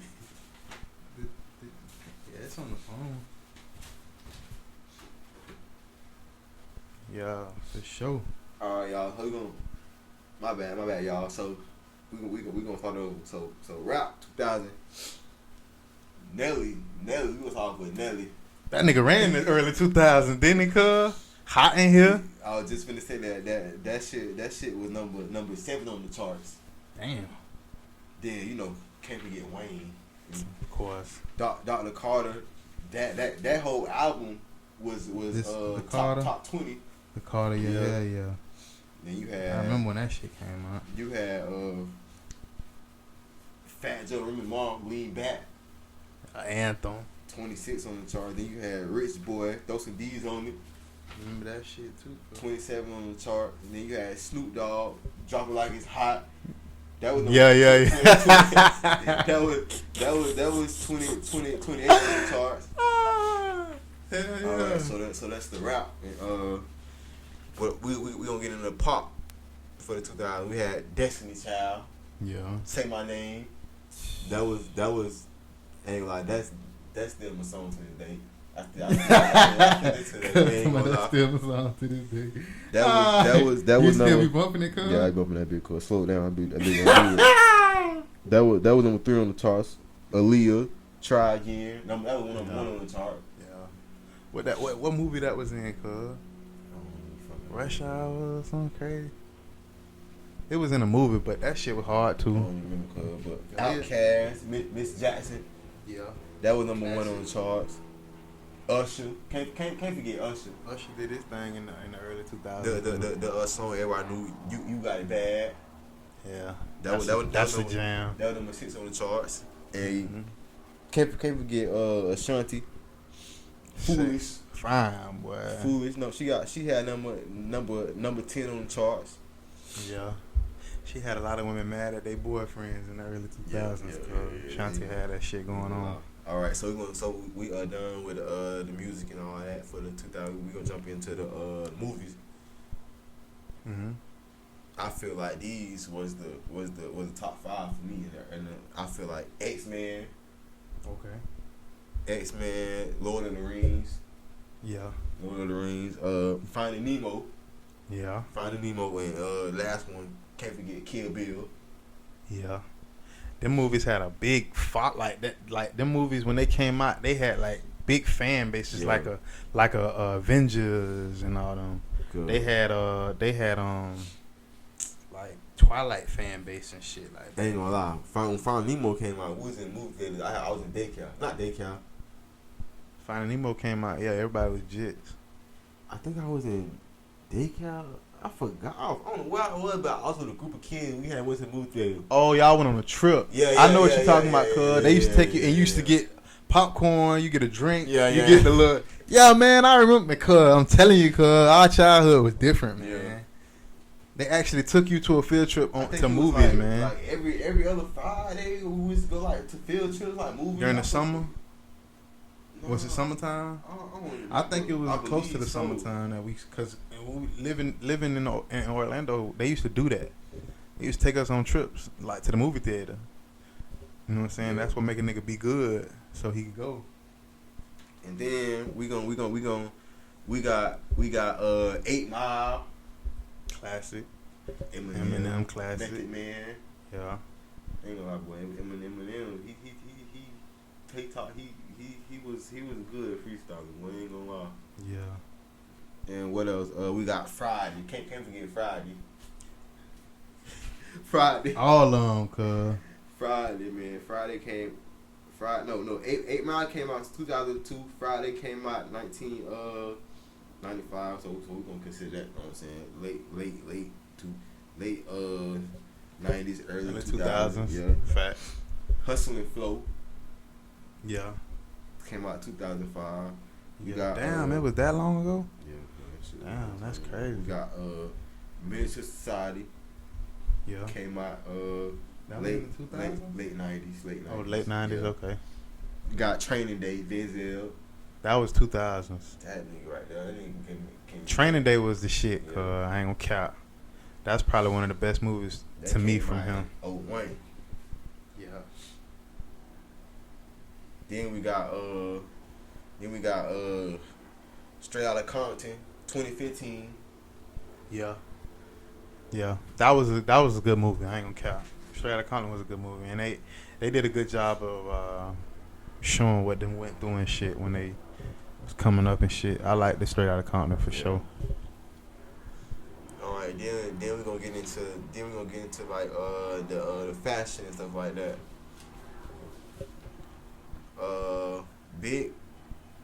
Big hair was a thing for the women, like the perms, the bangs, the curls, all that. Oh, I get what you're saying. Yeah, them big ass, the up hairdos. Yeah. They say spandexes was a thing, like that's when it came out. Yeah. Spandex, yeah, that was like kind of like that. Yep. Then they had the ripped jeans. Ripped jeans was a thing. When I was Yeah. When I was not. The distress shit. Yeah. Like, yeah. I ain't had the ripped jeans till I probably like was like in high school or something like that. Yeah, I ain't never wear them back then, but it was a thing. Facts. Then they had the high waist jeans. Okay. Like Yeah. the jeans that come. And the That was girls That was a yeah. I know what you're saying. the women wore it more than the men, I believe. Yeah, back then, hell yeah. Yeah. They shoulda.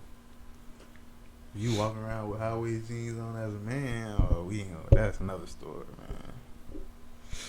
Yeah. So we gonna get into the sports side of that.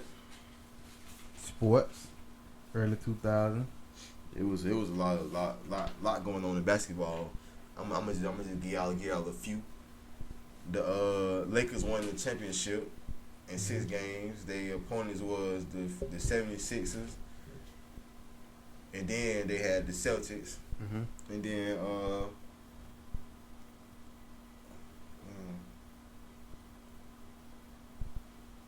What happened? I think fuck it. Kareem was hurt in his 5th game, spraining his ankle after scoring 40 points. In 2000? What do you say? Yeah. Oh, okay. Yeah. Shit, he probably played that long. I don't know.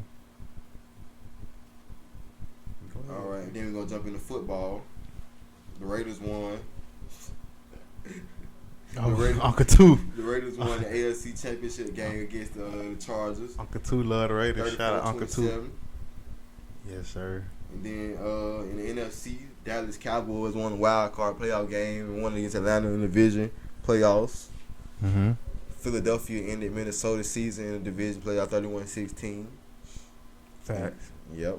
And then in an exciting end to the season, the wild card Oakland Raiders defeated the Philadelphia Eagles, and again in the Super Bowl XV. What XV is?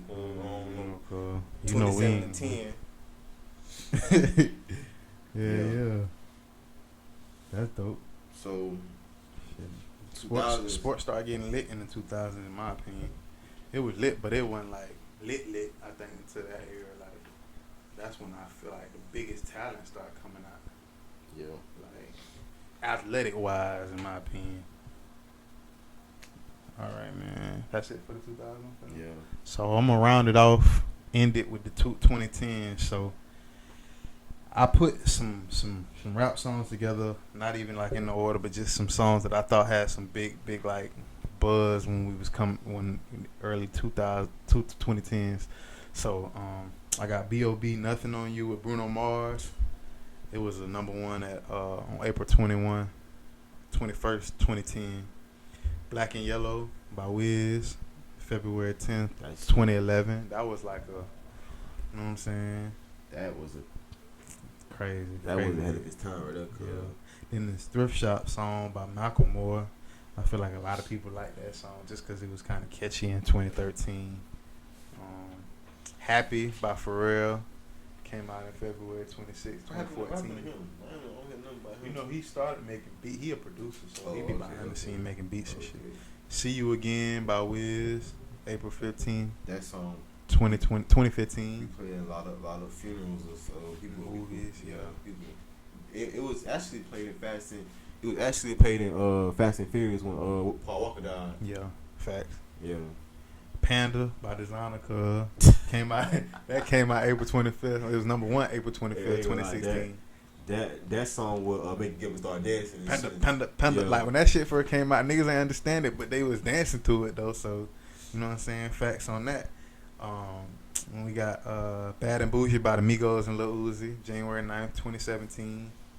That song came out, boy. That changed the game. Yeah.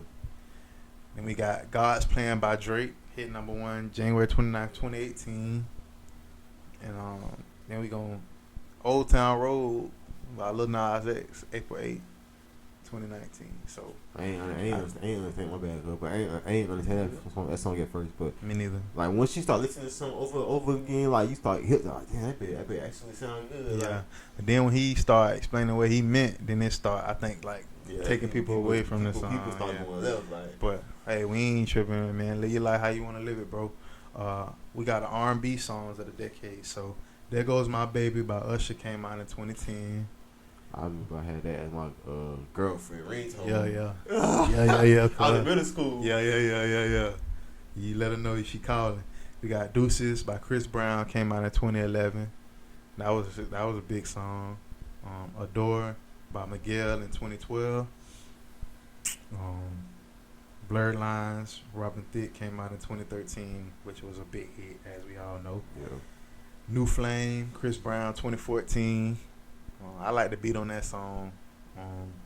Slow Motion by Trey Songz in 2015 was a big hit. Well, that song made a lot of babies, boy. Yeah. They ain't gonna lie, boy. Everybody be listening. They make a lot of babies, cuz say they make a lot of babies. Work by Rihanna 2016 and Drake. Big song. I remember they used to play that shit on the radio. Going to school. Word. Man, like, damn. School was On the radio. While, yeah. Black Beatles, Ray Shrimmer, 2017. That song snap too. Yeah. Had the whole world froze with that damn, what was it, the challenge? Yeah, I forgot the name of it, but they started, I feel like that started the challenge shit, cuz. They would see how long you can stay still. Yeah, like you go pan through the whole room for Yeah. the whole song. Yeah. Then Trip by LMA came out in 2018. And then Talk by Khalid came out 2019. So I'm gonna run down some movies from the 2010s that, you know what I'm saying, we think big movies. 12 Years a Slave, Avengers Infinity War, you know, Black Panther, Dawn of the Planet of the Apes, Get Out, The Social Network. It's a movie about how he started Facebook. Harry Potter and the Deathly Hallows, The Avengers, you know, Frozen came out in 2013, and then The Hunger Games Part 1 came out, and a couple more after The Hunger Games and that. But in fashion in 2019, it was urban fashion. So like, you know, like that's when people start early 2010 to like wearing like Ed Hardy. You know what I'm saying? When they was wearing Ed Hardy plaid shorts. Plaid shorts. Yeah. Like plaid shorts in a plain tee. Like And then the Sperry's. Yeah, ooh. I had Sperry's. I love those ones. Yeah. And then they had the polos. Hollister. Like, Hollister. You know what I'm saying? Fits. Like after the 28, like 08 with the Soulja Boy era with the Bathing Apes and all that kind of shades. Then when Wayne started getting his like the Carter 3 era, they start wearing like more biker like the Vans with the chain on the, like, you know what I'm saying? Them skateboard, the big ass shoes, and then they had like the chain hook around their waist and like that. Like the Chrome Heart shit, kind of like how Jim Jones and be wearing like Chuck Taylors, no socks, like cargo shorts, white tees, and that's things of that nature. You know what I'm saying? Then when Wiz came out with Taylor Gang, that really brought the Chucks back after the Wayne era with skinny jeans, Chuck Taylor, things like that. The jerking era, you know what I'm saying? So when everybody was dancing and jerking and stuff like that, so sports in the 2010s, the Saints won the Super Bowl the first year in 2010. The Lakers won back-to-back NBA Finals in the 2010s. LeBron, RP Kobe, man. LeBron made his decision to go to Miami in 2010. So that was a big thing in 2010. Usain Bolt came out in this era. He was like probably the fastest man we done seen on the track. Michael Phelps, Olympic gangster. He can smoke all that weed and can swim from here to Timbuktu, Alaska. Nigga swim for days. Colin Kaepernick took the knee around 24, around that era. Tom Brady and the Patriots won the Super Bowl 3 times. They won in 2014, 2016, and 2018. So that boy been goated. I've been telling them boys, you know what I'm saying? And in boxing, Floyd Mayweather won all that beat. He made all that money in this era. He beat Conor, beat Pat.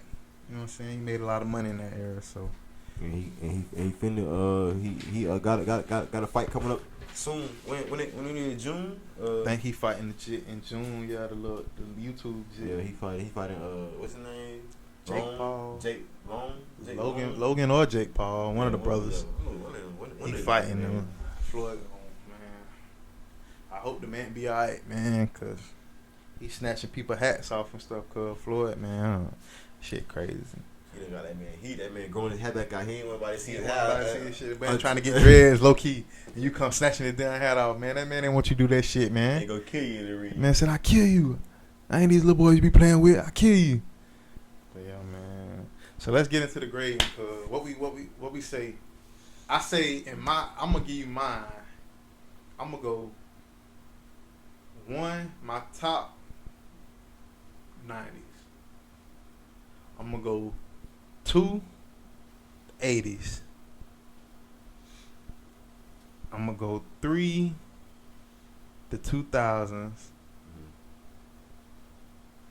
4, I'm gonna go the 2010s, and then 5, I'm gonna put the 70s just because I don't relate to the 70s like that. Yeah.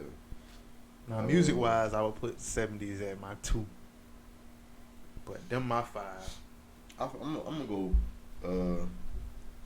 My first gonna be late 2010. Okay. That's my first one. The second one gonna be the 90s.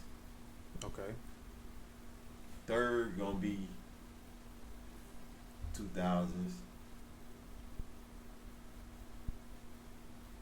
Fourth one gonna be definitely the 80s. And last one 70s. Cause I'm too far removed from the 70s, man. I mean, I heard about it, but I ain't really like can't really like relate to it. Like, you know what I'm saying? Like, not relate to it, but like it didn't really nothing happen like that. We can't really understand. Yeah, like we can't really relate. Like, maybe we should have started from the 80s, cause who knows? But I mean, that's just how we did it this time, man. But so y'all let us know how y'all felt about it. You know what I'm saying? The music, the things that we was talking about. Just trying to we like, trust me, by no means is we trying to get y'all like a full rundown of what went on in each era, cause we'll be here all day trying to do that.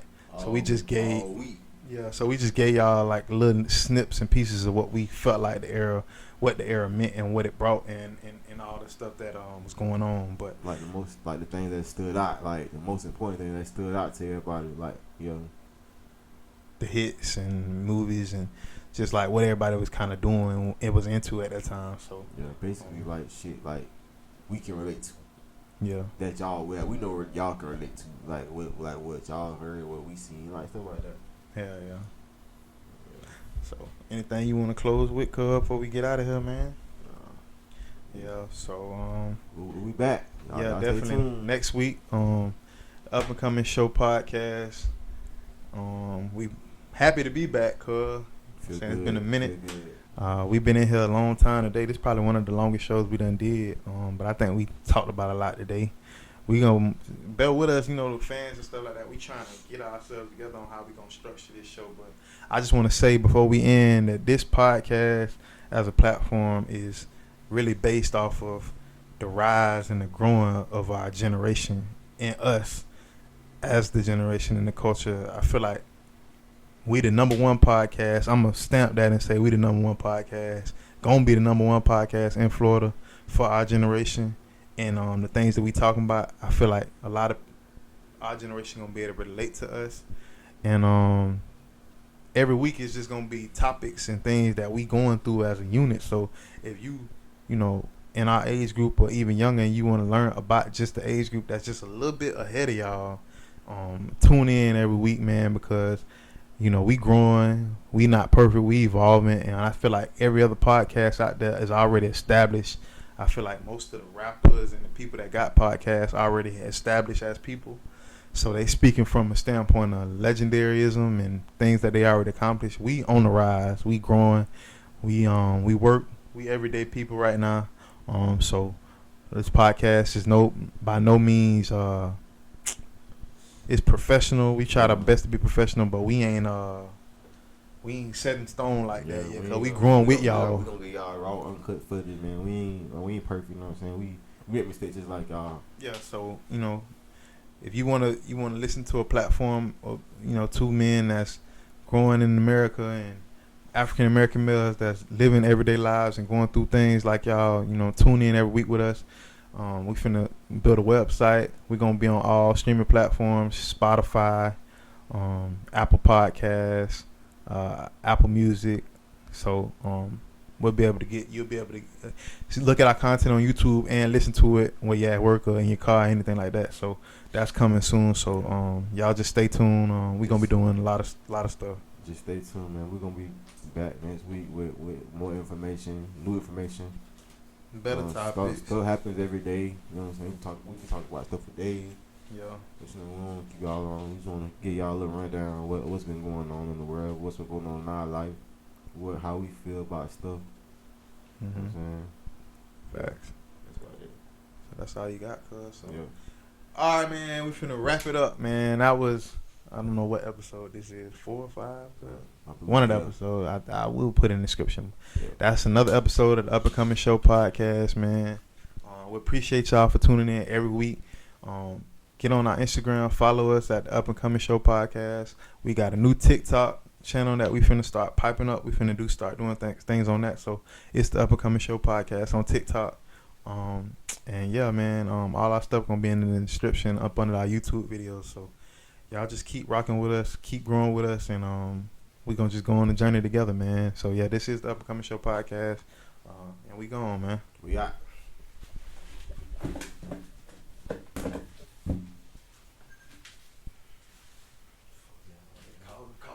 Calling us, like crazy.